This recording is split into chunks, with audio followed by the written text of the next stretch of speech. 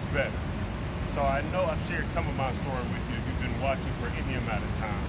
Went to school, graduated, now I'm $55,000 in debt because of school. That's the bad part. The bad part is that I'm also working as a servant.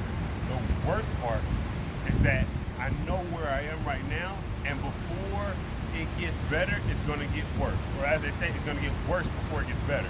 So I've had an opportunity for roughly around 2,500 bucks sitting around in my bank account doing nothing. So instead of taking that, I'm invested in a retirement account. I learned this from, I'm gonna take it and I'm gonna put that money into traveling, put that money into going to places where I know people, tell them about the business that I'm expanding.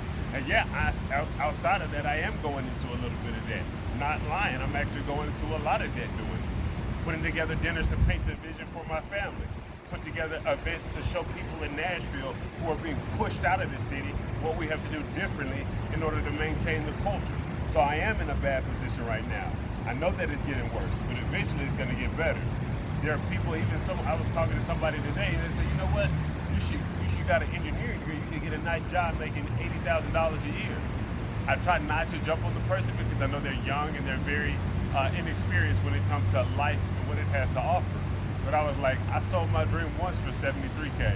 I'm not selling it again no matter how big of the price tag you put on it. So knowing that I'm in a position where things are going worse now. I am going into more debt. I am losing some relationships. I am losing some friends.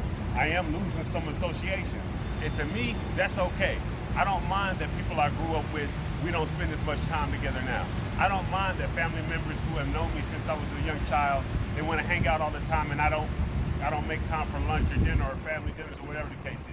I don't mind sacrificing that stuff because I know that I'm going somewhere. I know that I'm going to get ahead, and I know I must cut all ties and hold no one's feet to the fire but my own.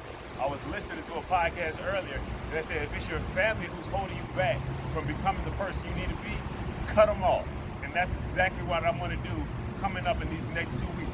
Paint out the entire vision because I've become obsessed with the vision that I have for my life, what I want to accomplish, and the things that I want to do.